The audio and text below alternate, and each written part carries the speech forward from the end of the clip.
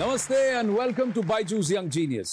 एक मंच जहां जादूगर आते हैं, लेकिन ये कोई आम जादूगर नहीं है जो टोपी में से खरगोश निकाले। हमारे नन्हे जादूगर उस खरगोश को मार्स तक ले जाने की स्ट्रैटेजी बनाते हैं। हमारे जादूगर ताश के पत्तों के रंग नहीं बदलते, ये आने वाले कल को बदलने की क्षमता रखते हैं और इसलिए इन्हें बायजूस यंग जीनियस कहते हैं। बायजूस यंग जीनियस न्यूज 18 की एक पहल, इंडिया को इंडिया के यंग जीनियसेस से मिलवाने की, ताकि उनकी असाधारण काबिलियत से पूरा देश इंस्पायर हो सके। भारत के कोने कोने से हमने ढूंढ निकाले हैं कई बेमिसाल यंग जीनियस और उनमें से सबसे खास को चुना हमारी अमेजिंग जूरी ने। Actor, dancer and politician Hema Malini, national badminton coach Pullela Gopichand, musician Shankar Mahadevan, author Amish Tripathi, Amul CEO doctor Sodhi and director of DRDO Anil Mishra. अलग अलग फील्ड्स में अपनी प्रतिभा के झंडे गाड़ चुके ये यंग जीनियसेस अब आ रहे हैं अपनी कहानियां आपके संग बांटने।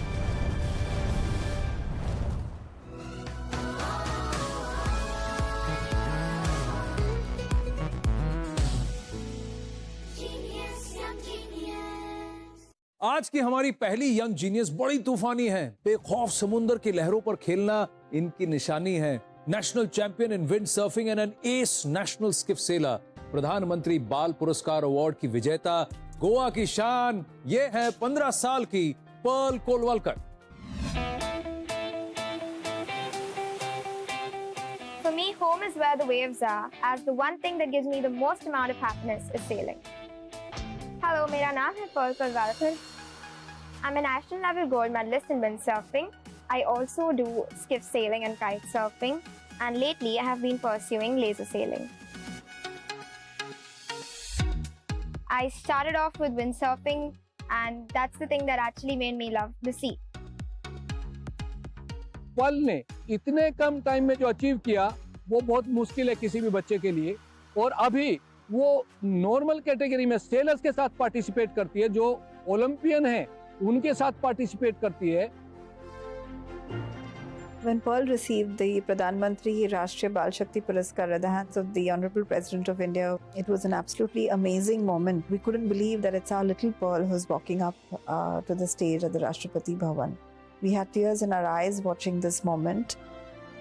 Representing India abroad for different events and championships, or even in the Olympics, is not an easy task, as it requires a lot of effort, hard work, focus. But I am determined to represent India, and I really want to win a gold for my country.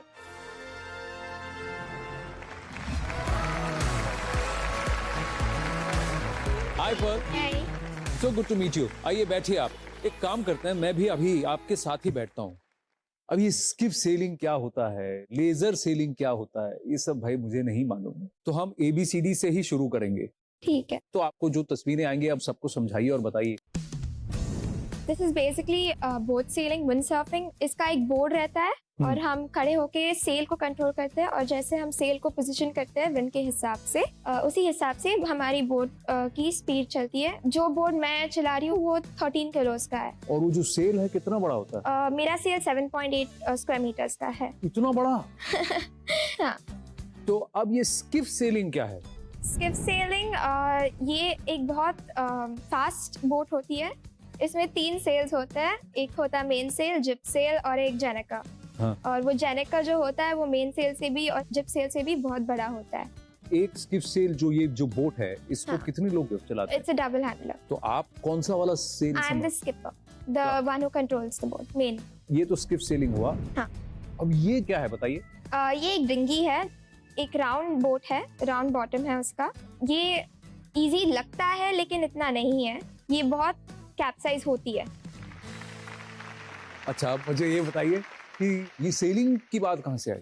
Goa में एक छोटा सा camp था 5 दिन का, तो वो wind surfing का था। तो that was my first interaction with the sea, और तब मुझे स्विमिंग भी नहीं आती थी, और मैं बस ऐसे ही गई थी, समर कैंप है करके। मैं पानी में जाने के लिए बहुत डर रही थी, तो मुझे धक्का मार के मुझे पानी में डाल दिया। हाँ। लेकिन जाने के बाद थोड़ा लगा कि इतना भी डरावना नहीं है। फिर मैं बोट के ऊपर चढ़ गई और सेल उठाया, पता नहीं कैसे, लेकिन मुझे बैलेंसिंग आने लगी बोट के ऊपर पहले दिन ही। और मैं एक राउंड मार के आ गई विंडसर्फ के साथ। आप मुझे ये बताइए कि आपने कंपटीशन के बारे में कब सोचा? फर्स्ट मेरा कंपटीशन था विंडसर्फिंग में, वो स्टेट चैंपियनशिप था और इसमें मुझे सिल्वर मिला। ये कब आपने किया स्टेट चैंपियनशिप? 10 साल की थी तब मैं। फिर 11 साल की उम्र में मैं नेवी के एक कैंप में ऐसे ही I just stumbled upon a camp और वो सेलिंग का कैंप था, तो तब से मैं सेलिंग में घुसी हुई हूँ। तब से आप सेलिंग में घुसी हुई हैं। हाँ। और उसमें आप नेशनल चैंपियन भी बन गई। हाँ। प्रधानमंत्री बाल पुरस्कार अवार्ड भी मिल गया। चलिए कुछ तस्वीरें देखें आपकी, आप मुझे बताती रहिए। I will come sit next to you and talk me through these pictures. ये क्या क्या की पिक्चर्स हैं? ये तो प्रधानमंत्री जी के साथ था, हम पीएम हाउस में थे, तो उन्होंने हमारा सत्कार किया था। हाँ। अच्छा, अगली तस्वीर देखते हैं। ये तो नेत्रा कमलन करंट हाँ। ओलंपियन के साथ था। इसी सितंबर में उन्होंने गोल्ड लिया था और मैंने सिल्वर। तो उनके साथ सेल करके बहुत अच्छा लगा क्योंकि मुझे बहुत सीखने को मिला उनसे, उनको देखकर। एक्सपीरियंस है ना बहुत। हाँ। और मैं वापस वहां आता हूँ, फिर नेत्रा जी के बारे में बात करते हैं। आप मुझे विस्तार से बताइए, नेत्रा जी से आपने क्या सीखा? उनका जो सेलिंग का टेक्निक है वो बहुत अच्छा है, उनको देखकर बहुत नई चीजें सीखने को मिली। डर नहीं लगा कि इतनी नेशनल लेवल की खिलाड़ी हैं, ओलंपिक्स में जा रही हैं? पानी में जब हम जाते हैं तब हम बाकी बोट्स को बस बोट्स की तरह देखते हैं, हम ऐसे नहीं देखते कि कौन है, ये है, वो है। एक बार पानी में उतर गए तो सब सारे बराबर। हाँ। पर आपका गोल क्या है? आप क्या करना चाहती हैं? मुझे लेजर करना है। तो आपको लगता है एक दिन आप नेत्रा को हरा देंगी? बहुत कोशिश करूंगी। बहुत कोशिश करेंगी? हाँ। ठीक है। एक और व्यक्ति हैं जिन्होंने बहुत कोशिश की, और कोशिश ऐसी की कि मेडल पे मेडल तो लाए ही, अलग अलग प्लेटफॉर्म्स पर ओलंपिक्स में सिल्वर मेडल भी लाए हैं। मिलेगी आप उनसे? हाँ। प्लीज वेलकम 2020 और 2021 लगातार 2 साल रेसलिंग के लिए एशिया चैंपियनशिप में इंडिया को गोल्ड जिताने वाले, टोक्यो ओलंपिक्स में इंडिया को सिल्वर मेडल दिलाने वाले, खेल रत्न अवार्ड से सम्मानित हरियाणा के रवि दाहिया।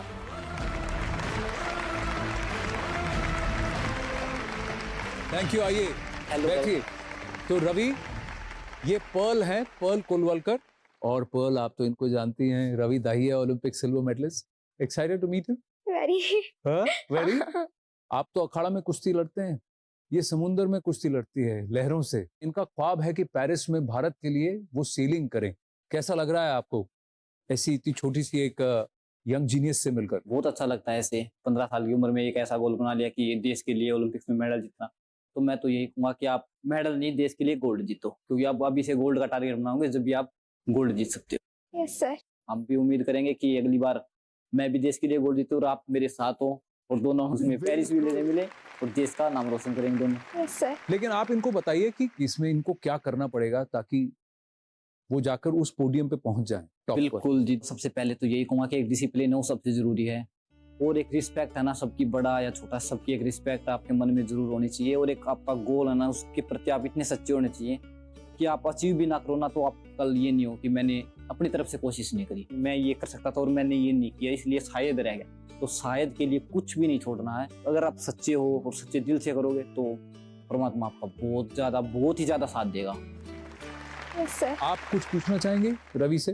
ओलंपिक्स की तैयारी जब आप कर रहे थे तब आपने बहुत मेहनत लगाई होगी, बहुत डिसिप्लिन हुआ हो। पता क्या होता है, मेरा मानना ये कि एक ना आप अगर सच्चे दिल से ठीक ठाक करते हो तो ऐसी कोई बात नहीं कि आपको ज्यादा जरूरी कुछ है, और जो भी चीज आपको डिस्टर्ब करती है, चाहे आप कुछ भी, चाहे सोशल मीडिया हो या कुछ भी हो, तो आपको उनसे दूर होना पड़ेगा। मैं तकरीबन 2-2.5 साल से सोशल मीडिया से बिल्कुल दूर था। बस यही था कि एक टारगेट था कि देश के लिए कुछ ऐसा करें। तो उसके बाद देखो सारी चीजें अपने आप ही आ जानी थी। हाँ। तो एक टारगेट बना के चले गए। तो अब बात ओलंपिक्स की हो रही है, तो मैं एक छोटा सा गेम खेलना चाहता हूँ आपके साथ। बहुत सिंपल सा गेम है। मैं एक काम करता हूँ, आपके पास ये 2 प्लाकार्ड जो हैं, एक आपको है और एक आपको है।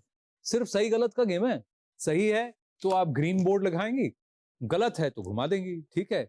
तो पहला सवाल है, ओलंपिक्स का जो लोगो है उसमें कितने रिंग्स हैं? 5। इसके रंग हैं रेड, ब्लू, ब्लैक, ऑरेंज और ग्रीन। सही या गलत? सही या गलत? गलती कर दे। गलत। गलत है? हाँ। अच्छा, ये गलत क्यों है बताइए? क्योंकि येलो है। हाँ, हाँ? येलो है। येलो है। ऑरेंज नहीं। Well done Pearl. अगला सवाल, Neeraj Chopra is the second track athlete to win a gold medal for India at the Olympics. ये सही है या गलत? गलत है। गलत है। हाँ। The correct answer is Neeraj Chopra is the first track athlete. पर दूसरे एथलीट हैं जिन्होंने भारत के लिए स्वर्ण जीता है। पहले थे अभिनव बिंद्रा। अगला सवाल, इंडियन विमेन्स हॉकी टीम की टोक्यो ओलंपिक्स में कैप्टन रानी रामपाल थी। सही या गलत? सही, बिल्कुल, बहुत बढ़िया। पर्ल, रवि, बहुत मजा आया आपसे बात कर। बहुत बहुत धन्यवाद। Thank you. A pleasure Thank to you. meet you, Pearl. अगले चैट जो है आपके साथ पेरिस 2024 के बाद, ठीक है, पोडियम फिनिश गोल्ड, वो तो उधर से तो गोल्ड आएगा ही, भरोसा है हमको। पर जाते जाते आपके लिए एक छोटा सा तोहफा है। रवि, मैं आपसे गुजारिश करूंगा कि आप जरा पर्ल को ये यंग जीनियस की ट्रॉफी जरूर दें। और इसी के साथ पर्ल, आपको मिला है बायजूस की तरफ से 1 साल का subscription to the Byju's online learning programme. Ravi, Pearl, thank you very very much for joining us on Byju's young genius. बहुत बहुत धन्यवाद Ravi. Thank you. Thank you. Thank you. हमारे नेक्स्ट जीनियस एक डेटा साइंटिस्ट हैं, सिद्धार्थ पिल्ली।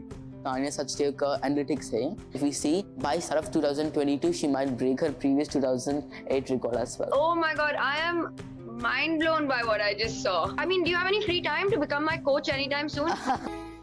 Welcome back to Byju's young genius. हमारे next genius एक data scientist हैं। डेटा साइंटिस्ट टाइटल से ही बड़ा और मुश्किल काम सुनाई देता है, और इस बड़ी और मुश्किल जिम्मेदारी को सिर्फ 14 साल की उम्र में संभालते हैं हमारे अगले young genius.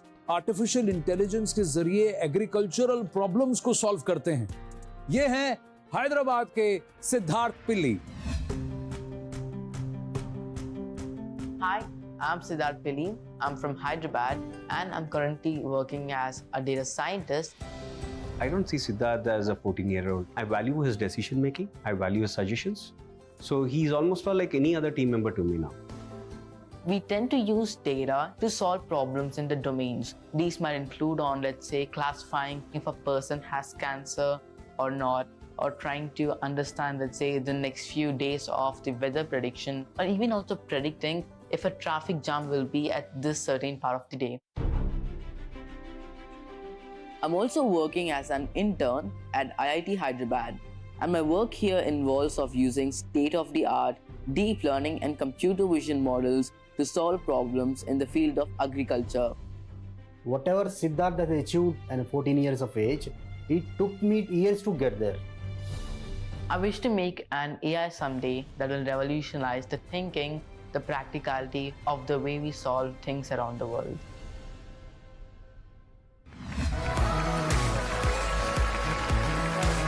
Hey Siddharth, Oh, hello. Come seat.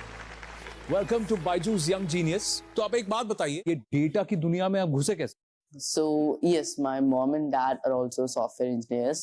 At the age of 7, I basically first started with the whole concept of coding and everything. 7 साल की उम्र में? At a young age, I play a lot of computer games and mobile games as well.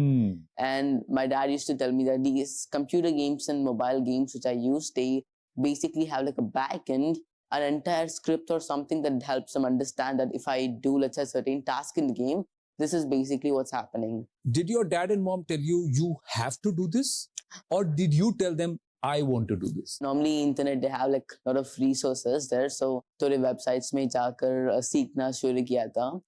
And my dad then and there used to come and help. Like, are you understanding this? This seemed familiar to you and everything. So it went on like that, and in like few months, I understood how exactly programming is and started creating few of my own projects. When did you become a professional? When I was 12, my mom's friend connected to the first CEO, and that's basically where we had a conversation, and I got hired as a data scientist. Your mom's friend got in touch with her कि भाई मुझे एक data scientist की तलाश है, खोज है, and your mom said मेरे बेटे को try कर लो. That's what she said. Yeah. And then did they do an interview? Did they test you? Yeah. So in interview, he basically asked me few questions on what exactly I'm into. कितनी देर का interview था ये? वो एक hour 30 minutes हुआ था. 12 साल के थे, प्रोफेशनल बन गए। क्योंकि 12 साल के हैं तो इसीलिए इनको सैलरी नहीं दी जाती, बट इनको ऑनरेरियम दिया जाता है। तो पापा ने पूछा नहीं पढ़ेगा कौन, स्कूल कौन जाएगा? Actually पापा ने पूछा था। हाँ. क्या पूछा? Studies, you have to continue. There's no way you're gonna escape out of this. He said that as like, of course I'm gonna do studies as well. तो इसलिए हमने क्या किया थी, just end of the day 3 hours में work करता हूँ और एंटायर डे स्कूल पर जाता हूँ। तो 3 घंटा but 6 days a week or 5 days a week? 5 days a week। 5 days यानी सैटरडे संडे छुट्टी है भैया। हाँ। हैं? और क्या करते हैं? और मैं IIT में भी इंटर्नशिप कर रहा हूँ। अरे बाप रे बाप, 14 साल की उम्र में भाई साहब स्कूल भी जा रहे हैं, काम भी कर रहे हैं, सीख भी रहे हैं और IIT में रिसर्च कर रहे हैं। हाँ, क्या रिसर्च कर रहे हैं आप? सो IIT हैदराबाद के साथ मैंने एग्रीकल्चर में प्रोजेक्ट्स किया था। इसका नाम है ऑटोमेटिक लीफ काउंटिंग। बेसिकली हमको 2000 प्लस और लाइक 5000 डेटा मिलती है डिफरेंट टाइप्स ऑफ प्लांट्स की। इस डेटा से हम how many leaves are in a plant को प्रेडिक्ट करना है, ये चैलेंज बेसिकली है। This work can be used by the plant scientist where they can understand this growth status of a plant and also how well the plant is doing, and it can be again then translated to farmers. But do you play anything to sharpen your mind? Iterations, moves, logic? So I would say I play some chess as well. You play chess? Yes. तो मेरे कुछ favourite players हैं chess में।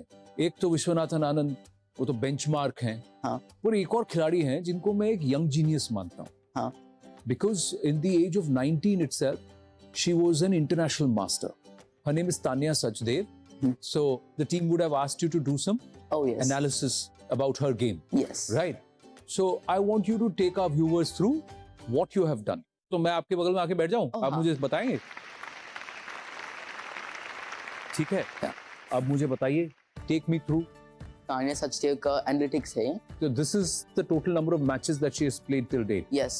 Basically, Tanya Sachdev's total number of matches is 1,356. The winning percentage is a huge highlight. That amount of winning percentage is high and very reliable when it comes to winning any type of match. You think she's good? Definitely. Okay. What more have you seen? We also have another type of data available of the matches she played throughout the years. So if you see here, we can see her first match was in 1995. And then as we see, she basically exponentially grew higher and higher and above. Yeah. So the peak is somewhere around 2008. Yes. Where she's played a lot of matches. Yes. So in 2008, she played almost 140 plus matches as well. And this is when she has a huge career peak with getting many sponsorships and also getting to play many more matches as well. और कोई data point है जो आपने analyse किया है इनका? हाँ, मैंने also a number of matches she has also won भी analyze कर दिया था. If we see in the 2008, because she played many games in that part of time, she played almost 140 plus matches as well. Out of 140, she has won at least nearly 50 matches. Yes. इसमें और लेकिन अगर आप 2019 में भी देखें तो 80 matches उन्होंने खेले जिसमें से उन्होंने 40 में जीत हासिल की. And also the thing is, Tanya Sachdev is making the next few comebacks as well by playing in more matches. So that's why if we see, I think by start of 2022, she might break her previous 2008 record as well. You also looked at how she plays with black and how she plays with white? Yes, actually, this type of data is also available to us. And if we see here, she has a very good performance when she played with white. So I'm guessing when you play the first match, I guess you can already draw a good outline of how exactly you want to strategize. She plays with white and she's attacking, she's winning more. And when she's playing defense, it drops down to 33%. Yes. So now that you've shared this with me, are you okay if I share this with Tanya? Oh, yes, I would say. You'll be happy to share with us with her? Yes, definitely. So let's do that right now. Oh, Tanya Sachdev. Oh, yes, hello. Hi, Siddharth. Hi, guys. Oh my God, I am mind blown by what I just saw. Oh, yes, thank you. I just feel like I've never met you before, but you've just seen through my whole life right now. So many things that you were talking about, especially, you know, what you mentioned about 2008 being one of the most active years when I was just breaking out and playing the maximum number of games. I mean, do you have any free time to become my coach anytime soon? You know, we've all got trainers, but this is such a scientific way to look at it. The way you were talking about my results with white, what my strengths and weaknesses are. This was amazing. आप कुछ पूछना चाहेंगे तानिया से? Actually, I wanted to understand, when you're playing chess, there always comes to a moment where it might be very crucial for you to win, where you have, you know, less number of pieces to work with, less number of moves as well to also win the game. So how do you deal with this amount of, you know, stress to win this type of a game? When I'm playing and the stress level is high, I'm just trying to see what is my next best move. That's the only thing that's in my hand. Thinking about the result, thinking about kya hoega if this match doesn't go my way, main haar jaungi, nothing good will come out of it. But before the matches start, it's very important to get in a zone, to work on your mental health, to work on your nerves. And yeah, but I think experience and doing more of this is what makes us better when we actually go perform. Tania, क्योंकि आप इतना deal कर चुकी हैं international forum में और competitive chess बहुत ज्यादा डिमांडिंग भी होता है, तो मैं आपसे आग्रह करूंगा, जरा सिद्धार्थ को बताइए how to deal with failure. You know, my coach always used to say, Siddharth, that champions are not made during tournaments, they are made between tournaments. Oh yes. So whatever hard work you put in and whatever you learn from your losses, you have to just analyze ki what you can do. जैसे आप बोल रहे थे, through data collection, in my case through my games, see my weaknesses, with the resources I have, improve on them, work on them, and the only thing that we can do is to go back there and fight that. Oh yes. Such a pleasure to speak with you. Thank you for making the time to speak to this little genius here. One more thing before I go, what you mentioned about me playing with the white pieces, absolutely on point. Oh yeah. Well done. Oh, yes. Thank you so much for joining us here on Young Genius. Thank you. Thank you. How was that? Oh yes, that's great. Great? Yes. Fantastic. Oh yes, I feel excited right You now. feel excited? Oh yes. पर सिद्धार्थ, जाने से पहले हमारी तरफ से आपके लिए एक छोटा सा तोहफा है. आप यहाँ आइए Oh, हाँ. और मैं जरा घूम के वहां से आपके लिए लेकर आता हूँ बायजूस यंग जीनियस की ये ट्रॉफी. उसके साथ साथ we are giving you 1 year subscription to the Byju's online learning program. Well done, Siddharth. Thank you so Very proud of you. Lovely to meet you. Thank you. Thank you. Thank you very much. छोटी सी उम्र में कुछ ऐसा कर दिखाए जिसे करने में लोगों की उम्र गुजर जाए, वही तो यंग जीनियस कहलाए. इस सफर में हम एक से बढ़कर एक जीनियस से मिले और उन सब के कारनामों पर, उनकी जर्नी पर हम एक नजर और डालेंगे अगले एपिसोड में. तब तक के लिए नमस्ते, प्रणाम, अलविदा. ख्याल रखिए अपना. जिंदगी की किताब में कुछ नया लिखिए. हमारे यंग जीनियस जैसा कुछ आप भी कीजिए.